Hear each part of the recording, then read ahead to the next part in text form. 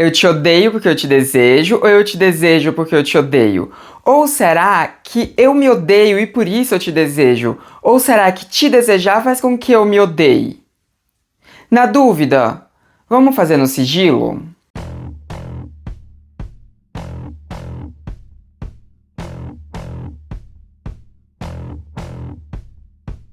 Oi, gente, tudo bom? Então, hoje a gente vai aqui falar sobre ódio, aquilo que tanto alimenta o conservadorismo, né? A gente vai falar sobre esse sentimento atrelado ao desejo, porque a gente vai estar falando sobre ódio a pessoas trans, mais especificamente sobre ódio a mulheres trans e também sobre desejo a mulheres trans. A gente vai falar sobre aqueles homens que nos odeiam, que vociferam que nós somos abominações, que nos tratam no masculino o tempo inteiro e que querem que nós estejamos mortas, mas que no off nos procuram para satisfazer os seus desejos carnais mais profundos. Então, o vídeo de hoje a gente vai falar sobre isso, sobre o ódio de desejar ou o desejo de odiar.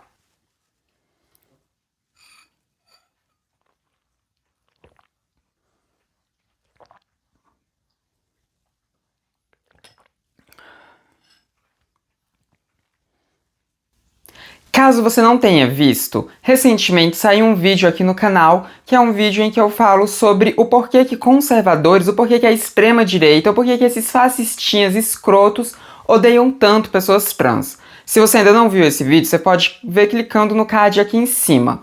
Lá eu destrincho um pouco sobre como que o capitalismo seria uma justificativa para todo esse ódio desses homens. Mas hoje a gente vai falar sobre um outro tipo de ódio. Não esse ódio publicizado que fica apenas no ódio publicizado. A gente vai falar aqui hoje sobre as pessoas que tanto nos desejam, mas nos odeiam ao mesmo tempo. E eu tive a ideia de fazer esse vídeo aqui, que vocês estão vendo nascer nesse momento, por conta de um comentário que fizeram justamente naquele vídeo sobre a extrema-direita.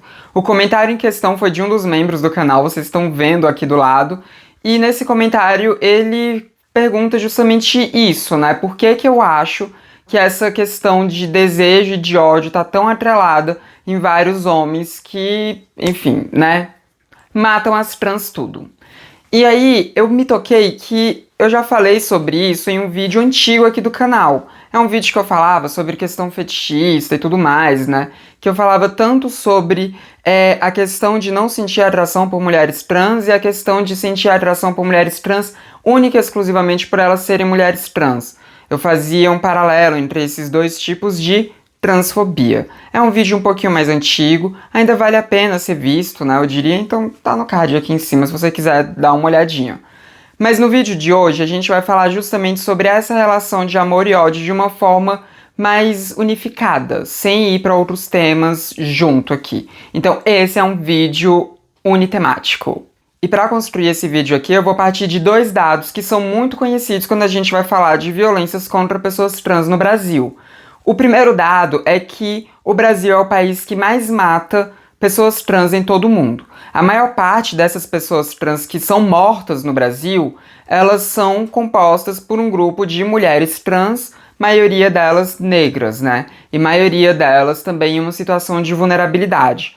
Uma boa parte delas é morta na rua, né? Morta por quem às vezes paga por programa e tudo mais.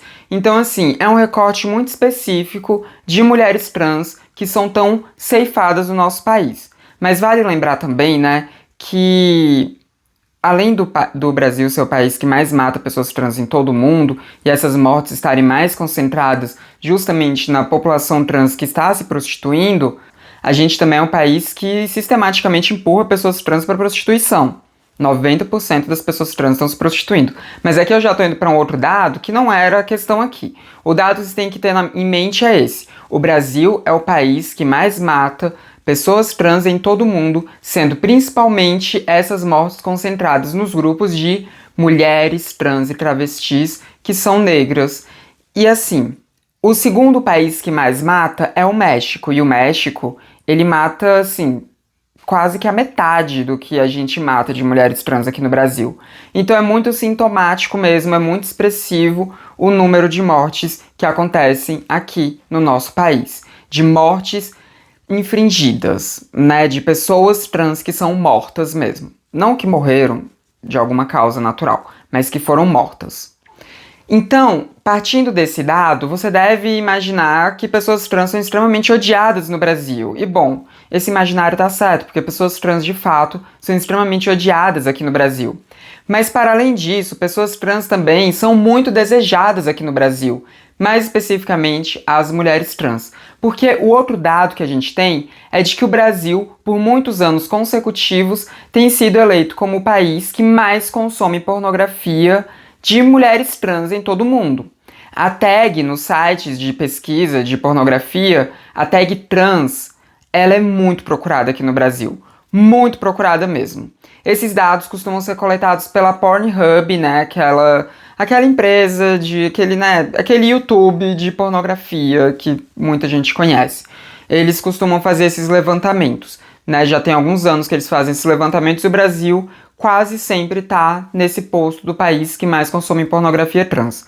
Se não me engano, no ano passado a Argentina tirou esse posto, a Argentina estava consumindo mais pornografia trans do que o Brasil, mas durante muitos anos consecutivos foi o Brasil e provavelmente em algum momento, talvez nesse ano de 2025, o Brasil seja eleito de novo o país que mais consome pornografia trans. Vamos descobrir, né? Vamos descobrir. Mas então, como é que nós podemos estar nesses dois polos? De ser tanto o país que mais consome pornografia trans, ou seja, isso denota que aqui no Brasil existe um desejo muito grande pelo corpo trans, como também ser o país que mais mata pessoas trans em todo o mundo. Ou seja, o que denota que aqui no Brasil existe um ódio sistemático muito grande contra pessoas trans. E essas duas estatísticas estarem concentradas majoritariamente no grupo de mulheres trans.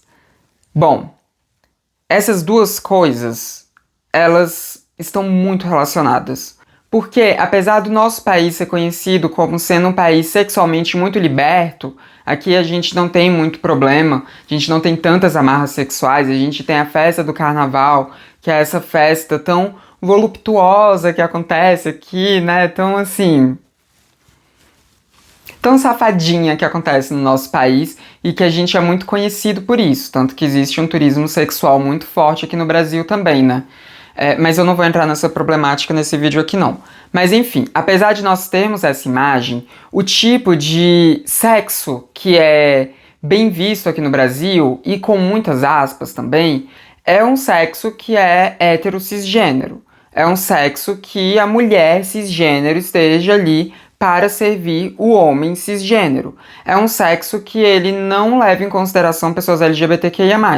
Apesar de que quando a gente faz um recorte LGBT também, o Brasil é um destino muito procurado para turismo sexual de gays, de homens gays, né? A gente é um país também que é muito procurado nesse quesito, mas aqui, culturalmente, o sexo que é louvado é esse sexo heterossexual e cisgênero. E com aspas, né? Com uns asteriscos ali. Porque mesmo nesse modelo heterossexual e cisgênero, as mulheres que são muito sexualmente livres, elas costumam ser bastante rechaçadas na nossa sociedade, né?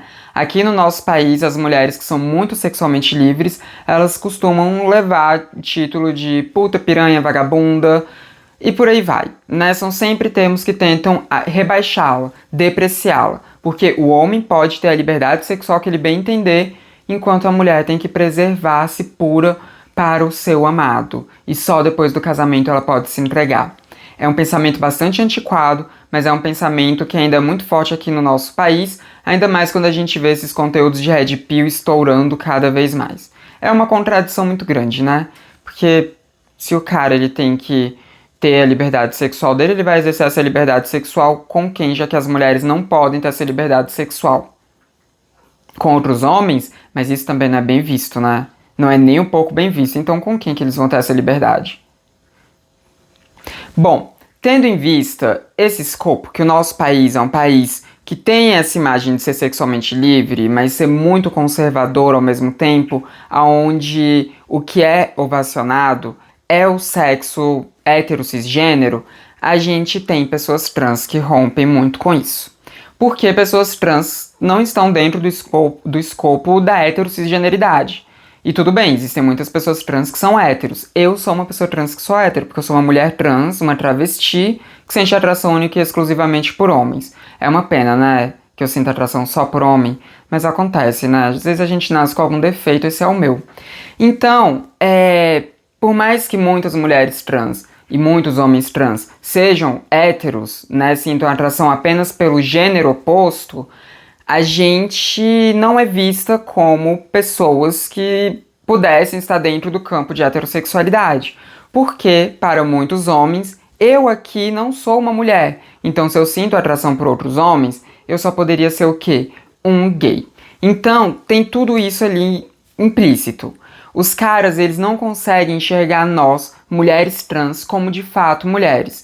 No outro vídeo lá que eu falei sobre aquela questão do conservadorismo, eu falei muito sobre a questão de nós sermos vistas como mulheres pela metade, nós sermos meio mulheres, que foi a expressão que o Ian Neves tinha usado no vídeo dele também, né? Nós somos vistas como meio mulheres porque a gente só tem uma das duas serventias que o capitalismo e, consequentemente, né, a masculinidade tóxica que foi construída no nosso país, né, o patriarcado, enxerga para as mulheres, que são, né, as funções de gerar outras vidas e de abrir as pernas para os homens, de servir aos homens tanto sexualmente quanto dar descendentes para esses homens. Nós, mulheres trans, não damos descendentes para esses homens. Então, o que resta de nós em questão de mulheridade para eles é justamente a serventia sexual. Eles nos veem como um objeto para ser usado. E como nós não temos a segunda serventia, então nós somos um objeto que pode ser descartado, porque do jeito que a nossa sociedade foi construída, é de bom tom que o casamento aconteça, né? Que um homem e uma mulher, eles se casem, construam uma família e tudo mais, né? Tem essa coisa cristã ali que surgiu, mas que também é muito ligada ao capitalismo, né? Porque se existe um casamento, então existe mais respaldo para que aquele descendente realmente seja filho daquela pessoa e possa, sim, herdar as propriedades que aquela pessoa tem, seja a propriedade privada particular, né, de uma casa e tudo, ou propriedades de herança mais significativa socialmente, assim, mais significativa capitalmente, como empresas e tudo mais. Então, a gente tem esse cenário sendo construído, em que o casamento é bem visto, justamente para continuar essa lógica de manter tudo aquilo que foi conquistado dentro da família. Quando a gente fala de mulheres trans, nós não engravidamos, né? A gente que é trans e travesti, a gente não engravida. Então o cara não vai engravidar a gente, então ele não vai se casar com a gente, mesmo que casamento seja liberado aqui no Brasil para nós, eles dificilmente vão querer se casar com a gente, porque casamento, na lógica que a gente vive, ele não é sobre amor. Ele tem uma fachada de ser sobre amor, e sim, existem muitas pessoas que casam por conta de amor, por conta do sentimento do amor, mas o objetivo do casamento não é uma glorificação do amor. O objetivo do casamento é aquilo que eu falei pra vocês: manter tudo aquilo que for conquistado dentro da mesma família, dentro da mesma linhagem. Esse é o objetivo. Então, como nós não temos essa serventia de engravidar, nós não geraremos descendentes para esses homens. Então, esses homens não vão se casar com a gente. Então, tudo aquilo que eles fizerem com a gente vai ser meio que tido como uma perda de tempo, socialmente falando. Vai ser tido como algo vergonhoso, muitas vezes, já que em vez deles estarem produzindo algo útil para a sociedade, que seriam descendentes, eles estão perdendo esse tempo com a gente. Então, eles não vão se casar conosco, eles não vão construir uma família conosco, eles não vão fazer nada disso. A única coisa que eles vão querer da gente é usufruir o nosso corpo. E como usufruir do nosso corpo seria um motivo de vergonha, porque eles estariam se desvirtuando da função social deles, eles fazem isso na encolha, eles fazem isso à escondida. E a maioria dos caras, eles não raciocinam tudo isso, tá? Quando eles decidem que vão ficar com mulheres trans apenas no sigilo, enquanto no churrasco de família eles vão estar falando o quanto que nós somos uma degradação moral, o quanto que nós somos a pior coisa que existe no mundo, o quanto que nós somos uma abominação, o quanto nós somos um ser demoníaco aos olhos de Deus, o quanto que nós não deveríamos existir, o quanto que deveria ser feita uma limpeza urbana para acabar com todas nós da face do mundo inteiro. Enquanto eles falam isso ali no churrasco de família, no bar com os seus amigos, eles nos procuram. Nos procuram para ir para um motel, nos procuram para ir para um beco, nos procuram para fazer alguma coisa dentro do carro deles, né? Eles têm essa característica. Só que a partir do momento em que a nossa sociedade foi construída dessa forma, introjetando tanta transfobia e tanto machismo, tanta transmisoginia dentro da cabeça desses homens, eles muitas vezes vão sentir vergonha de ficarem conosco. Eles não só vão fazer isso de forma escondida, como muitas vezes depois que eles fizerem isso, depois que eles se deitarem conosco, eles vão se sentir imundos, eles vão se sentir nojentos, eles vão se sentir menos homens, eles vão se sentir gays, porque eles não conseguem aceitar que nós somos mulheres. Por mais que eles tenham desejo apenas por figuras femininas, né? Porque aqui eu tô falando mais especificamente dos homens heterossexuais, desse escopo de homens que eu tô falando aqui. Então, eles sentem atração apenas por figuras femininas. Eles olham pra gente e veem uma figura feminina. Uma figura feminina que, inclusive, desperta muito tesão neles. Porque eles acham a gente gostosíssima. Mas eles sabem que a gente nasceu com um pau. Que muitas de nós continuamos com um pau. E isso pra eles é um problema muito grande. Então, depois daquele ato, depois do gozo, vem a vergonha, vem aquele sentimento de se sentir menos homem, vem aquela homofobia de achar que eles seriam inferiores se eles fossem gays, e eles começam a se questionar se eles são gays por sentirem atração por nós. Então eles entram nesse looping, nesse parafuso ali, e eles começam a ficar bitolados. E aí, por vezes, eles nos agridem depois do gozo. Nos agridem ou nos matam depois do gozo. Eu não tô falando aqui por experiência própria não, tá? Eu, Samantha, nunca passei por isso. Quer dizer, né, de homens cisgênero, heterossexuais me procurarem pra transar na encolha, na escondida, e isso acontece o tempo inteiro. Mas nunca aconteceu de eu aceitar ir, né, com eles pra encolha, então nunca aconteceu de depois de um ato sexual um cara ficar violento comigo. Isso nunca aconteceu, eu não faço parte dessa estatística. Mas muitas das minhas fazem, principalmente aquelas que estão em maior situação de vulnerabilidade, principalmente aquelas que estão na pista se prostituindo para sobreviver. Justamente porque os homens que vão buscá-las, praticamente todos eles têm vergonha de ficarem com mulheres trans. Praticamente todos eles querem uma coisa na encolha. Então é muito comum que eles fiquem violentos depois do gozo. Então, o motivo do porquê eles nos odeiam é justamente porque eles nos desejam. É justamente porque a sociedade ensinou eles que eles devam nos odiar. Mas ao mesmo tempo que eles desejam a gente, que eles nos olham e nos achem super gostosos e queiram ficar com a gente, eles começam a pegar esse ódio que eles sentem de nós, porque eles foram ensinados para sentir esse ódio, e começam a passar esse ódio para si mesmos também. Então, é um ódio, assim, que ele é retroalimentado de diversas formas. E quando eles estão com ódio de nós, com ódio deles mesmos por nos desejarem, muitas vezes eles nos matam. E aí acaba nisso, no Brasil sendo o país que mais consome pornografia de mulheres trans, ou seja, um país que deseja muito mulheres trans, mas ao mesmo tempo um país que nos mata, o país que mais mata mulheres trans em todo o mundo.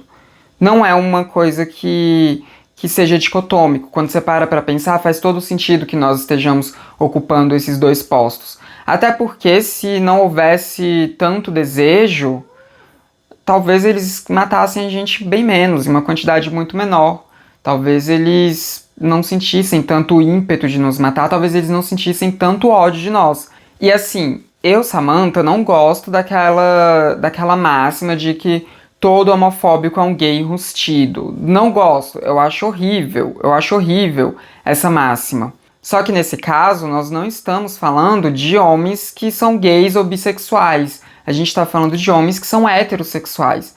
A gente está falando de homens que eles, né, são hétero, cisgênero e que foram construídos na base desse ódio. De repente, quando eles se veem como um possível gay, eles ficam loucos. Então, tudo isso tem a ver com machismo, né? Tem a ver com a misoginia, tem a ver com homofobia, e tudo isso descamba em uma transfobia. São vários pontos ali de preconceito construído socialmente que fazem com que a gente ocupe essas duas posições.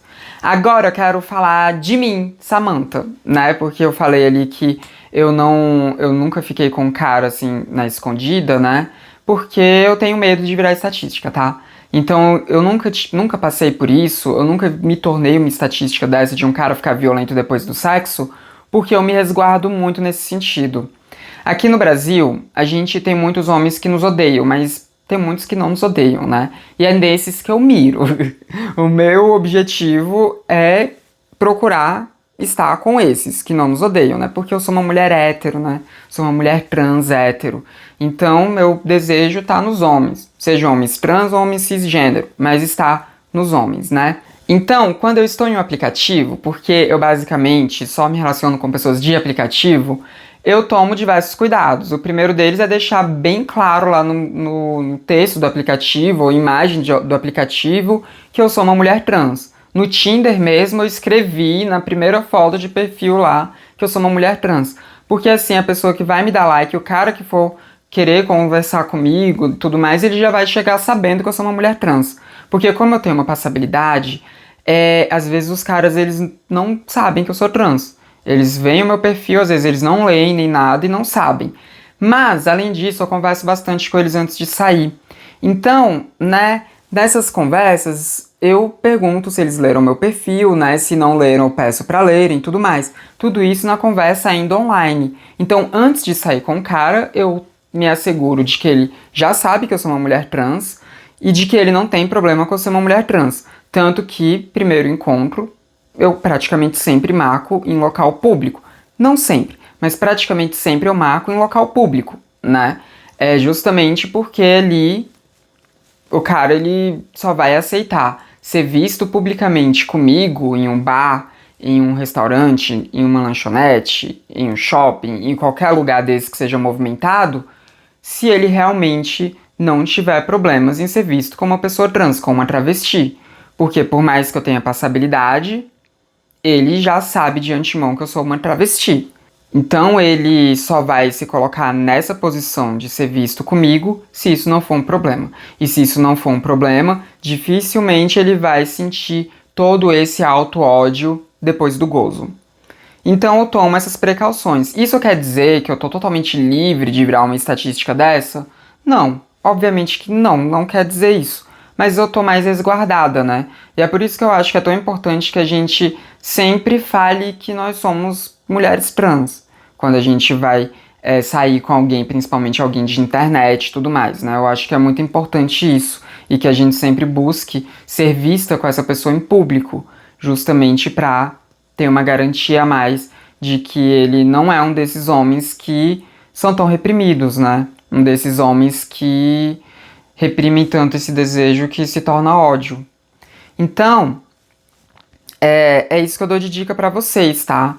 Não aceitem irem com o cara no sigilo. O primeiro encontro já seja em um motel.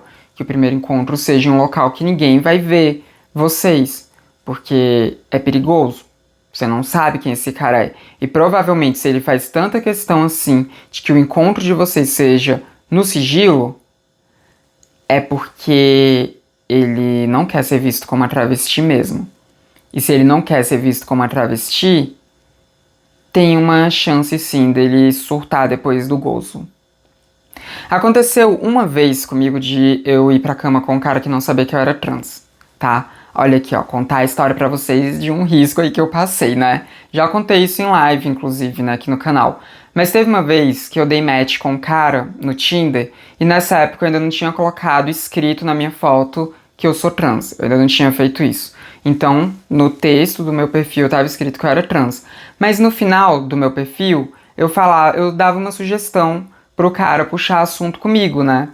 E aí, quando eu dei match com esse cara, ele começou a conversa já puxando o assunto sobre aquilo que eu tinha deixado na pergunta, que era pra falar sobre o que tá assistindo, filme e tudo mais, essas coisas, né? Uma pergunta bem básica, mas me dava uma segurancinha ali de que ele leu o perfil.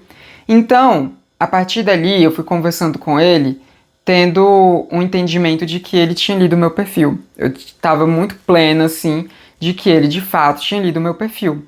E a gente conversou bastante sobre várias coisas e tudo mais, né? Aí a gente marcou de se encontrar, aí a gente se encontrou e tudo muito legal e tal, né?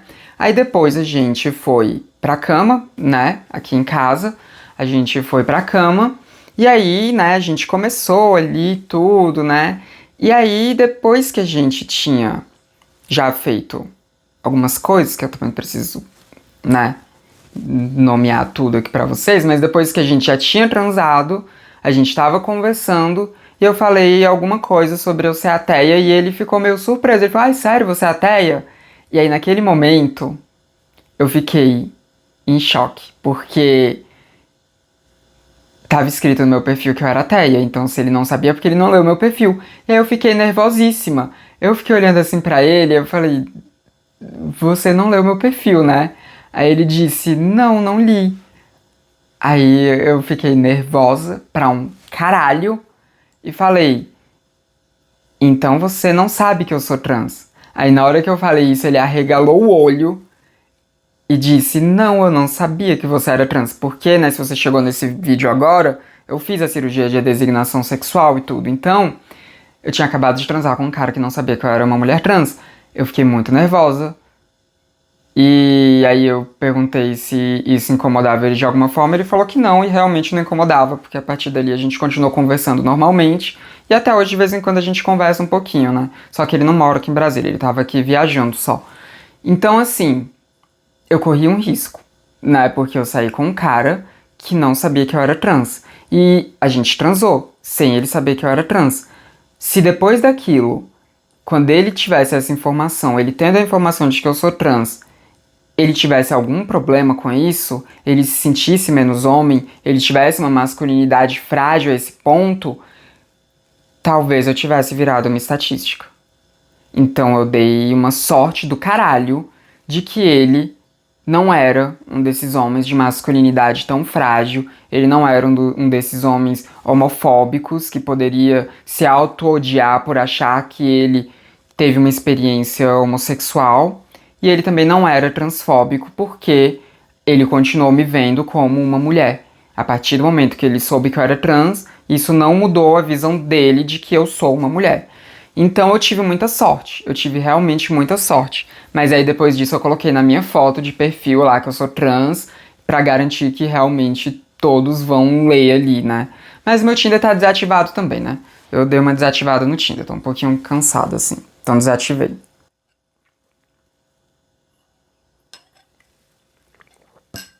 Ou seja, meninas, tomem todo o cuidado do mundo. Às vezes vocês estão até tomando todo o cuidado do mundo, mas todo o cuidado do mundo às vezes não é cuidado suficiente. Mas também não é pra vocês ficarem bitoladas com isso e deixarem de viver a vida sexual de vocês, tá?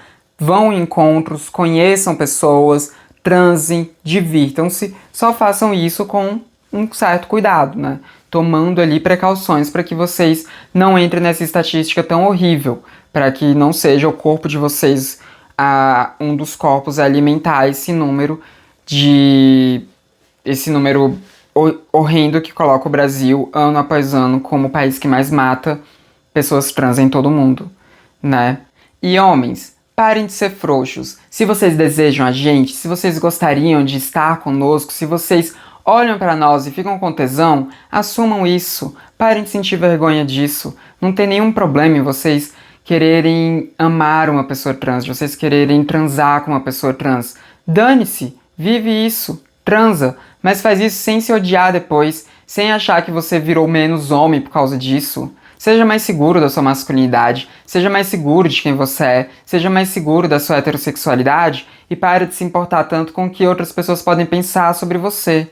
Para de ser frouxo, assume do que você gosta, assume de quem você gosta e pronto. E pronto. É isso.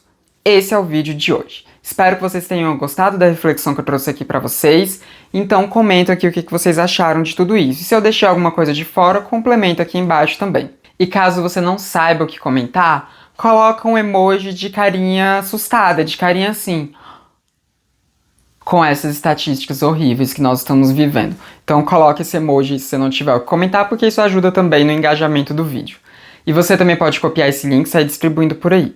Não se esqueça também de deixar o seu like, porque isso também ajuda muito a distribuir o canal ao longo da plataforma do YouTube. E também não se esqueça de se inscrever nos canais, caso você não seja inscrito ainda. Esse foi mais um vídeo do Transmissão, o canal sem tema. A gente se vê na próxima. Até mais!